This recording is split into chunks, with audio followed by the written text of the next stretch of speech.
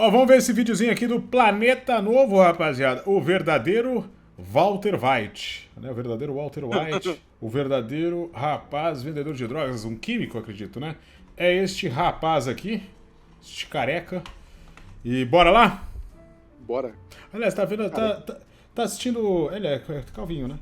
Já tá assistindo Black Mirror? Cara, eu não tô, velho, não tô. Eu comecei a assistir quando tava no hype, bem no início, aí eu vi uns 5 episódios e parei, cara, nem vi todo. Eu imagino, deve ter ficado mal, né? Começou com o cara dando pra um porco, aí é foda, velho. Muita gente parou aí mesmo. Bora assistir aqui. William Leonard Pickard, conhecido como o Rei do LSD, foi apontado como o maior fabricante da história. De acordo com o DEA, Rei do entre LSD. 1991 e 2000, cerca de 90% do LSD distribuído no mundo teria saído de suas mãos. É sobre ele que Léo Brabo falaremos no vídeo de hoje. E aí pessoal, beleza? Meu nome é Bruno Fabio, esse daqui Salve, é o Planeta Bruneca! Novo. Se você não é inscrito no canal, vai se inscrever agora e deixar o seu like pra ajudar a gente. No vídeo de hoje, a gente vai falar do verdadeiro Walter White, O ou White. então do rei do LSD. E hoje, por trás da câmera Steak, a gente tem a presença de Lucas Cieica.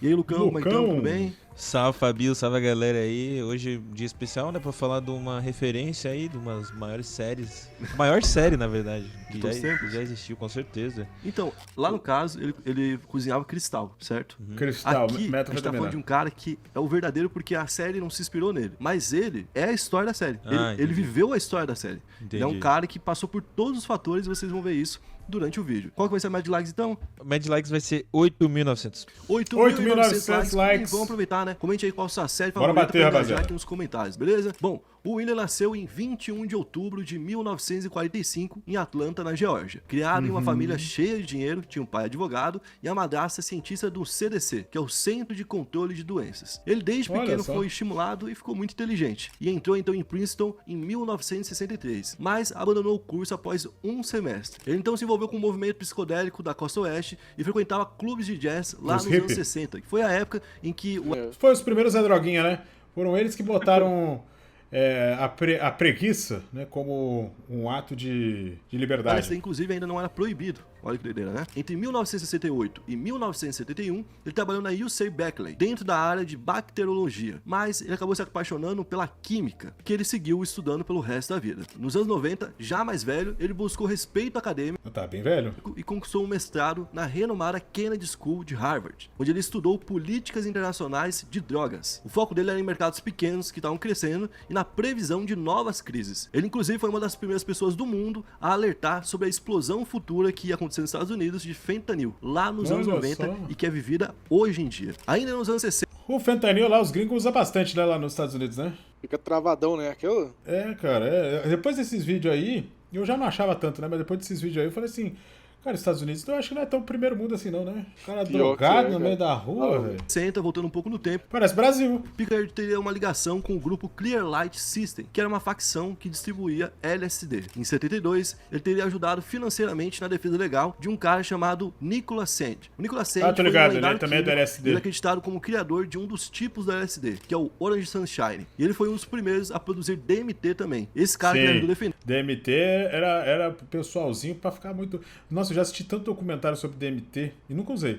Documentário que os caras abrem o cérebro e conseguem ver não sei o que, a glândula pineal. Nossa, eu era doido. Chegou a fabricar 5 milhões de doses por mês e é uma espécie de inspiração para ele. Então desde essa época ele tinha um envolvimento ali curto e pequeno, né, nesse tipo de comércio, e a primeira prisão dele só veio acontecer em 1988, após um cheiro suspeito de produtos químicos denunciar o que ele fazia em Mountain View, lá na Califórnia. Os agentes federais viram o cheiro e falaram, opa, tá meio estranho aí, né? Esse cheiro aí. E encontraram então um galpão com 200 mil doses de LSD e equipamento de laboratório avançado, como por exemplo, prensas de comprimido. Que aqui lembra um pouco o que aconteceu com o Walter White lá, né? É, quando ele conhece o Gus, e o Gus dá uma Que investida ele aumenta, neles. né? Aham. O Pickard então foi condenado por produção ilegal de LSD, incluindo as formas Blutter e também Microdot, e cumpriu 5 anos de prisão. Durante o período que ele ficou preso, ele se converteu ao budismo e começou uma fase ali um pouco mais introspectiva. Era um cara que falava pouco e só queria saber de produzir. Bom, então ele foi libertado em Aí sim, eu falo pouco e só produzo também. 1993 e logo Não em seguida droga. ele já É voltou vídeo a mesmo. produzir.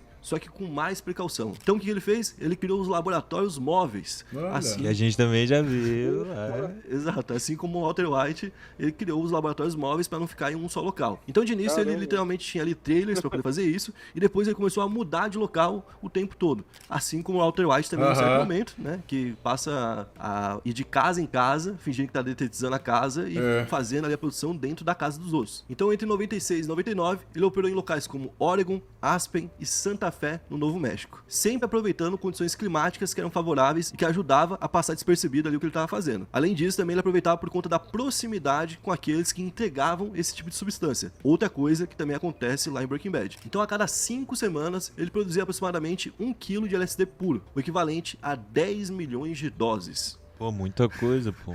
Coisa pra Um caramba. mês o cara fazia simplesmente história. Caralho. Fazia pelo menos aí uns 4 Tomorrowland.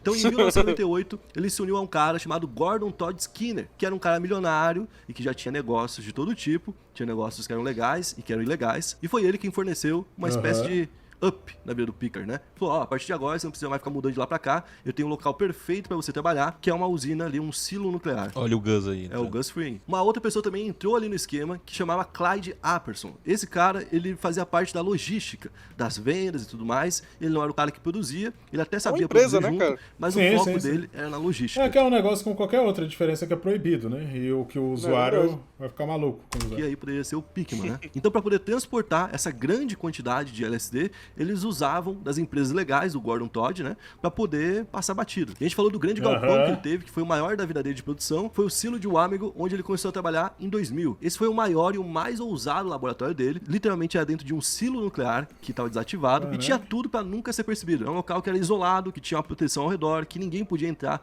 justamente por já ter tido contato nuclear. Então era um lugar que ninguém deveria ir. Só que em 6 de novembro daquele ano, enquanto o Pickard e o Apperson transportavam equipamentos num caminhão Ryder, eles foram parados pela patrulha rodoviária. O Pickard, então, que já tinha um histórico e que sabia que eles iam ligar Lé com Cré e iam chegar até o silo, tentou fugir a pé, conseguiu fugir ali de início, né? Mas foi capturado no dia seguinte. A polícia, então, afirmou que apreendeu 41 quilos de LSD puro, pessoal. Pô, que isso, mano. Velho. Isso dá 400 milhões de doses, cara. 400 milhões de E doses. isso aí deve dar uma brincadeira em dólar, né? Dinheiro, dá muito dinheiro. Absurdo, pô. Só que o Pickard sempre negou isso e falou que na verdade só tinha ali 5 milhões de doses, né? Então, não, tô botando mais aí na Galera, conta. tão exagerando. Tô exagerando. Nem é pra tanto assim. Era pra consumo próprio. Então, em 2003, ele foi condenado a 2 penas de prisão perpétua e a DEA declarou que nos 2 anos seguintes à prisão, a disponibilidade de LSD nos Estados Unidos caiu em 95%, cara. Ou seja, Nossa, O cara é responsável quase por... Porra! Cara, país velho. inteiro, cara, que loucura, pô. Uma pessoa, cara. Uma pessoa. tem que virar conseguiu produzir pra cientista, todo o né, país. do governo. Então, ele ficou 20 anos preso ali na penitenciária de Tucson e lá ele começou a mergulhar na escrita, Fofinho. escrevendo uma série de livros, artigos e coisas do tipo, e isso teve muito peso. Inclusive, tem livros dele que são estudados dentro de faculdades lá nos Estados Unidos. E ele também dedicou os estudos ao avanço dos opioides sintéticos, prevendo o colapso causado pelo fentanil. E era pra ele passar o resto da vida ali na cadeia, mas em 27 de julho de 2020, ele foi liberado por liberdade Você é velho, né? compassiva. Ou seja, devido à idade avançada que ele tinha, pressão alta, pré-diabetes e o risco de contágio por Covid-19. Irmão, o cara pegou 2 prisão perpétua e conseguiu sair ainda. Conseguiu sair. Esse é monstro, Ele tinha velho. 74 anos quando ele saiu e atualmente ele segue escrevendo, palestrando e defendendo o uso controlado de psicodélicos como ferramenta de cura e de autoconhecimento. Curti a história dele, tá? E se pá, Tremenda deve estar história. produzindo, né? Não, Ele já falou, já tô velho pré-diabético e tenho pressão alta, na cadeia eu não posso ficar.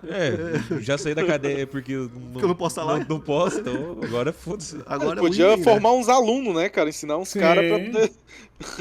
É só fazer. Então não duvido que ele esteja fazendo. Comenta aí se você é dos Estados Unidos e já pegou um produtinho dele na mão, beleza? Fala que isso é bom ou não. É nóis, valeu. Valeu, Fabiuzotti!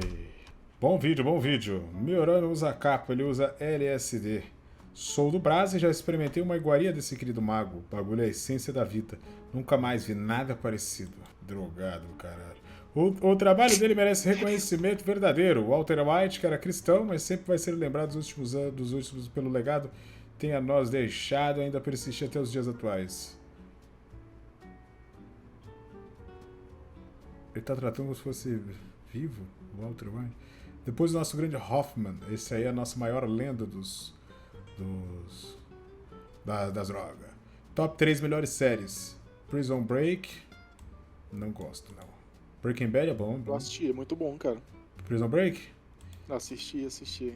Eu não gosto. Stranger Things também não gosto ainda. Eu também não assisti, não. Eu gosto mais de... Eu não sei, que eu nunca peguei Prison Break, né? Eu só via corte assim quando aparecia na Globo. É igual Lost. Só vi trechos assim, de gente no mato. Tô ligado. Nunca O parei ruim pra de Prison Break é a mesma coisa de Breaking Bad, que eu fico muito ansioso assistindo, tá ligado? Ah, sim. Tipo, acaba sempre daquele jeito que, tipo assim, que tu é obrigado a ver o muito próximo. ansioso. Isso, exatamente, tá ligado? É foda. Ver dorama é assim também, eu descobri. Isso é mais Conquista News, isso é Maicon. Isso é mais Conquista News. Isso é mais Conquista News, eu vi no Maicon.